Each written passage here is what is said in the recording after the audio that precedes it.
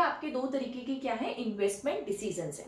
अब now next topic is the factors that will affect the capital budgeting decisions, because यहाँ पे capital budgeting decisions क्या है कि एक ह्यूज अमाउंट ऑफ एक्सपेंडिचर किया जाता है इन्वेस्टमेंट पे, ठीक है। तो इसके लिए दैट इज वेरी इंपॉर्टेंट कि आप पहले ही कंपनी क्या करें, पूरा एनालिसिस करें कि जहां पे भी कंपनी फिक्स्ड एसेट में या फिर एक ह्यूज अमाउंट लगा रही है इन्वेस्टमेंट में, तो इन फैक्टर्स को क्या करना चाहिए, कंपनी को ध्यान में रखना चाहिए। कौन कौन से फैक्टर्स है, सबसे पहला है आपका cash flow of the project, कि कंपनी जिस भी प्रोजेक्ट में या जहां पे भी पैसा इन्वेस्ट कर रही है तो उसका कैश फ्लो पहले से वो देखिए। कैश फ्लो इन मीन्स कि कितना इनफ्लो हो रहा है कैश का, कितना आउटफ्लो हो रहा है, ठीक है। जैसे कि फॉर एग्जांपल अगर मैं वो किसी भी सपोज एक मशीनरी बाय कर रही है कंपनी, ठीक है, तो ये ध्यान में रखिए कि उस मशीनरी में एक सपोज अगर वही है सेम एग्जांपल, अगर 2,50,000 की मशीनरी है तो कितना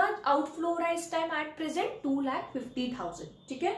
but over a period of time उस मशीनरी से क्या होगा, ये तरीके का इन्वेस्टमेंट है, इससे रिटर्न मिलेगा, आउटपुट जनरेट होगा, रेवेन्यू होगी, तो इट मीन्स व्हाट कि कुछ ना कुछ अर्न होगा, कुछ ना कुछ रेवेन्यू मिलेगी।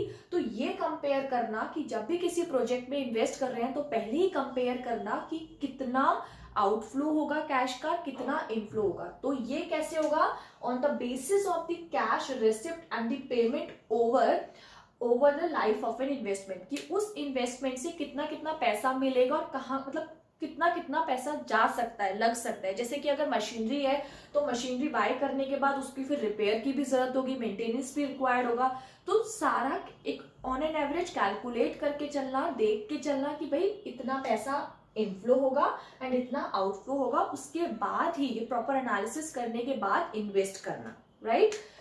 Now second is what, rate of return. Rate of return बहुत इंपॉर्टेंट फैक्टर है, because return is what, very simple term में रिटर्न क्या है कि मिलने वाला एक तरीके से प्रॉफिट, कि अगर जो भी इन्वेस्टमेंट कंपनी कर रही है तो कितना रिटर्न मिलेगा, क्या फायदा होगा कंपनी को, तो वो किस रेट से मिलेगा, that is the rate of return.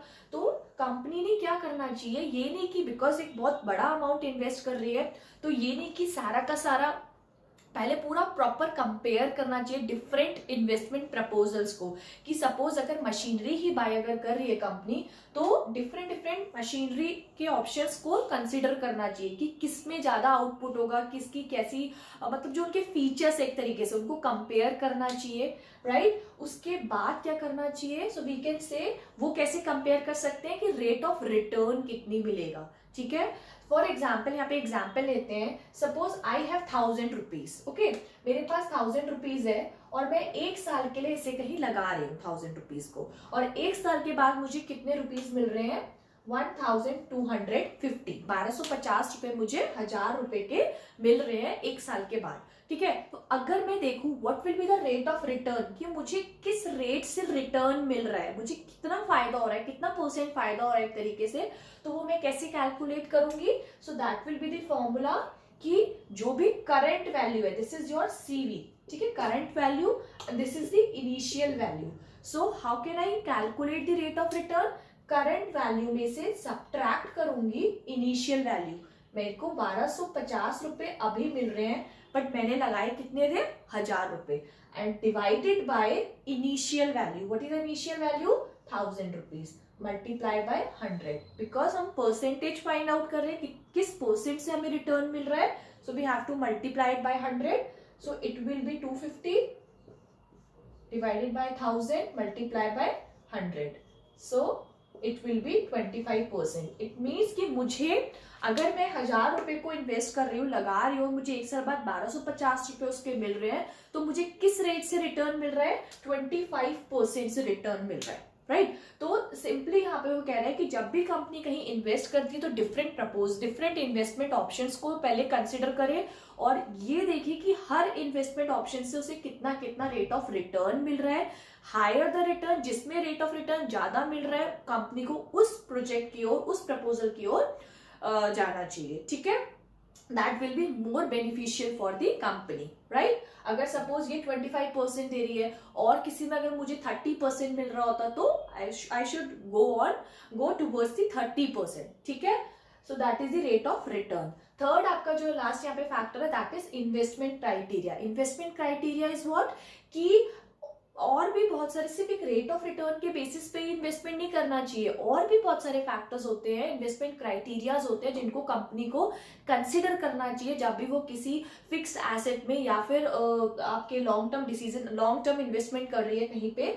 वो कौन कौन से फैक्टर्स हो सकते हैं, like your total amount to be invested, कि आप कितना अमाउंट इन्वेस्ट कर रहे हो, कितना उसमें रिस्क इन्वॉल्व है, ठीक है, कितना आपको इंटरेस्ट देना है. इंटरेस्ट मीन्स जैसे कि ऑब्वियसली आप एक ह्यूज अमाउंट अगर कंपनी लगा रही है तो वो जरूरी तो नहीं है कि वो सारा का सारा कैश पेमेंट कर दे.